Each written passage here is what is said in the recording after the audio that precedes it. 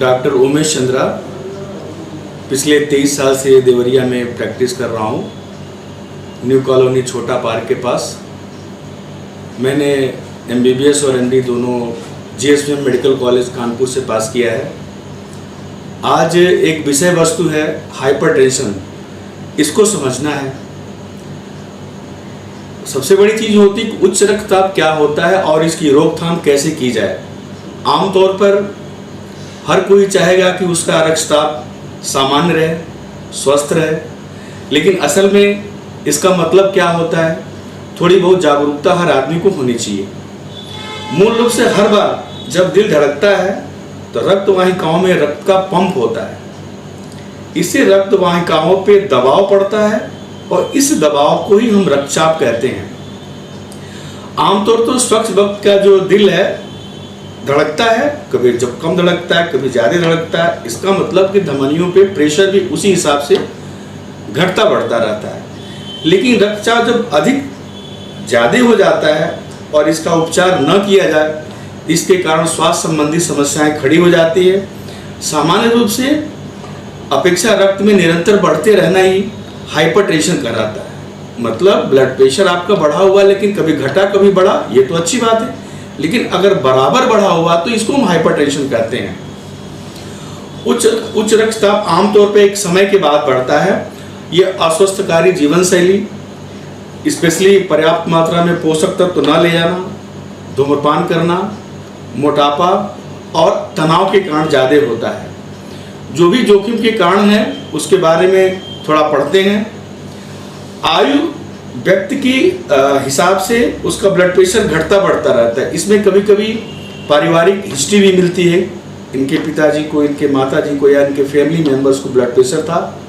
अधिक नमक खाना भी एक कारण होता है।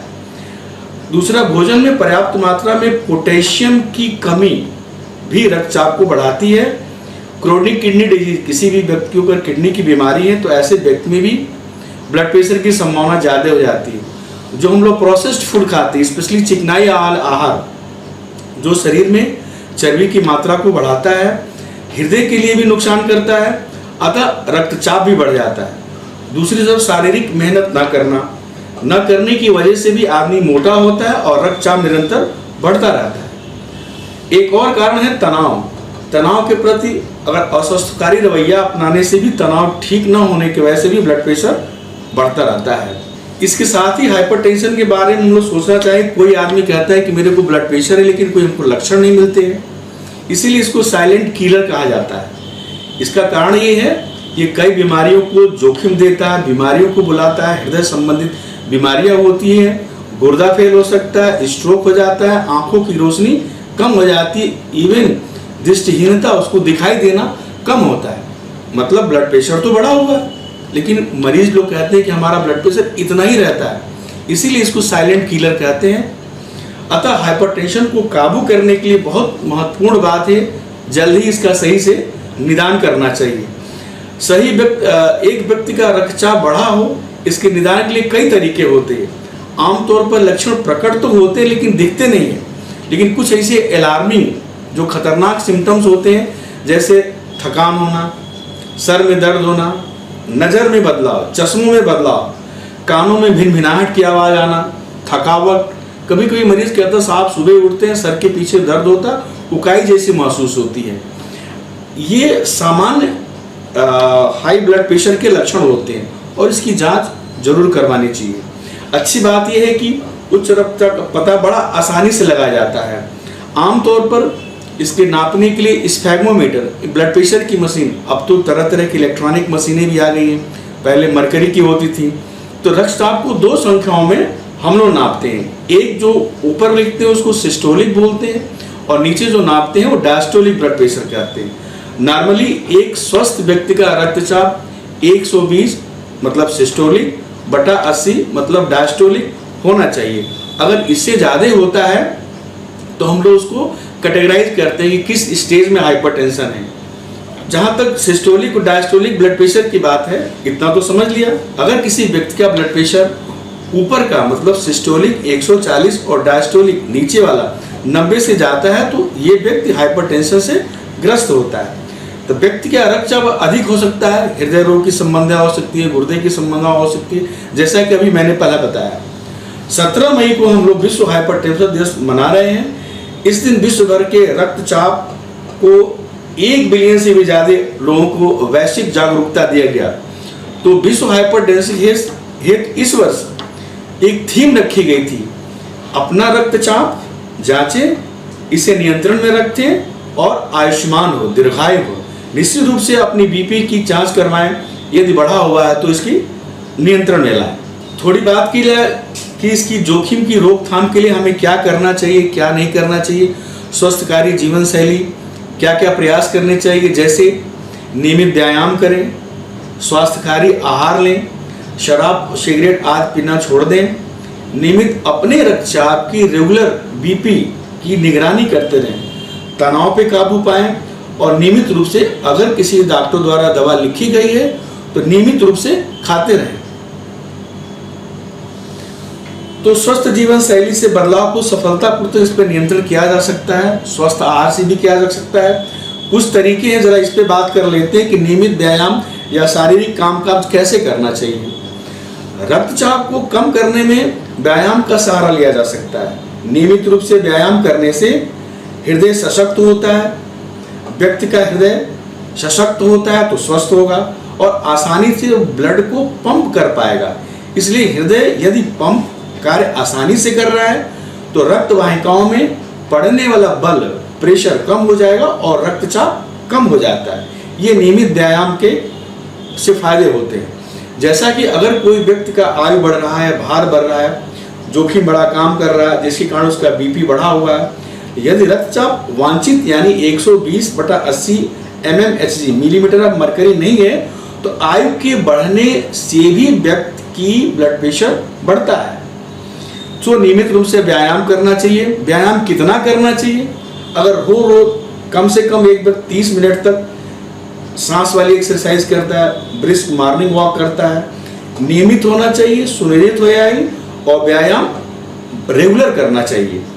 स्वस्थकारी आहार, इसकी भी भूमिका बहुत अच्छी रहती है रक्तचाप को नियंत्रण करने के लिए।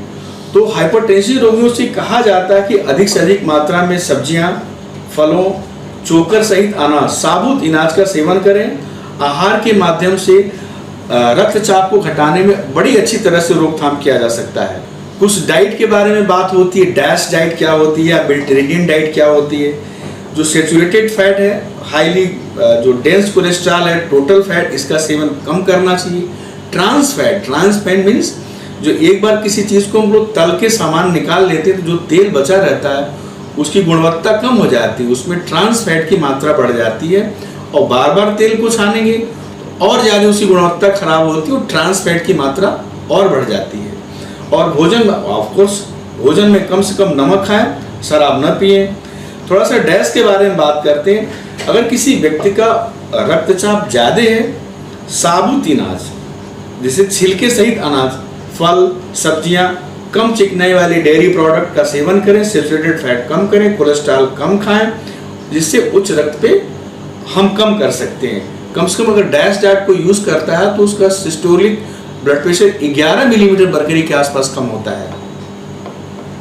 भोजन में नमक का अर्थ क्या होता है? नमक की मात्रा थोड़ी कम लेनी चाहिए। यदि आपका रक्तचाप ज़्यादा है और थोड़ी सी भी नमक की मात्रा आप कम करते हैं तो 5 से लेकर 6 मिलीमीटर मरकरी ब्लड प्रेशर कम हो जाता है।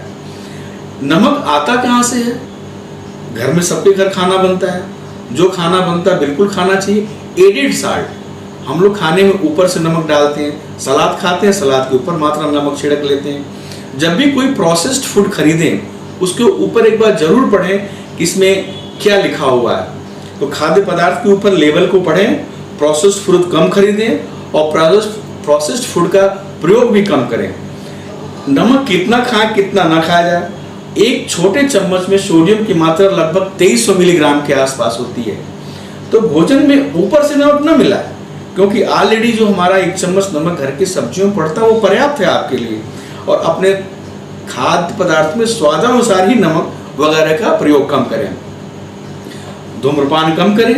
ये देखा गया कि धूम्रपान छोड़ देने के बाद हृदय की रोगों की समस्या भी कम हो जाती है और समूचे स्वास्थ्य में बदलाव आता है।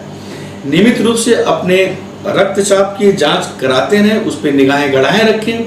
कुछ हाइपरटेंसिव रोगी जो पास आकर अपने रक्त की जांच कराते हैं, ये तो बड़ी अच्छी बात है, कुछ लोग अपने ऑफिस में भी करते हैं। सबसे अच्छी बात है एक ब्लड प्रेशर की मशीन अपने घर पे रखा जाए और जो होम बीपी मॉनिटरिंग होती है, घर पे जो रक्तचाप की जांच की जाती है, उससे बहुत अच्छा होता है। कभी कभी पेशेंट आते हैं, डॉक्टरी में आने से थोड़ा घबराहट होती है, टेंशन होता है, सफ़ेद कोट देख के डर जाते हैं, उनको हम लोग व्हाइट कोट हाइपरटेंशन कहते हैं। जबकि घर पे जब ब्लड प्रेशर नापता है तो उसका ब्लड प्रेशर सामान्य रहता है।